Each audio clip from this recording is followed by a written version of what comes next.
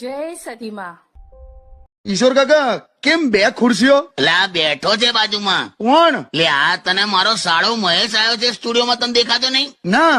એટલે મહેશ, તું તારા કલર નું કઈક કર યાર. હવે તું દિવસે નથી દેખાતો, સમજ્યો? તું સાંભળે જ કે નહીં ચોકોવાર? અરે પણ જીજુ, તમે કઈ જોઈને વાતો કરો છો?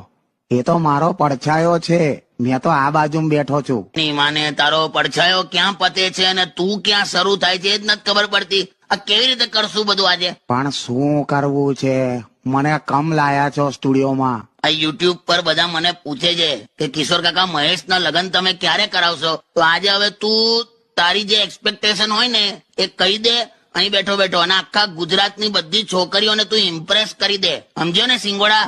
હા સમજ્યો, પણ હવે આ રીતે લગન થઈ જશે? એવી ગેરંટી ના હોય બેટમેન. કોણ બેટમેન યાર? તું દેખાઈશ ને તો થઈ જશે. કોઈક વ્હાઈટ કલરના કપડા પહેરીને આવીને બેસે એમ દેખાય એવા. પણ રેડિયો પર મેં થોડો દેખાવાનો છું. અલા અમને સ્ટુડિયોમાં દેખાય એટલે કઉ છું. આ ભૈલું તો તને હજુ હોદે જ જો. એટલો બધો કાળો નહીં મેં. તું લા બંધરે ને કાલાજામ, તને તો જોઈને દિવસે હવ સીસીટીવી નાઇટ વિઝનમાં જતું રહે છે. જાઓ ને યાર જીજુ.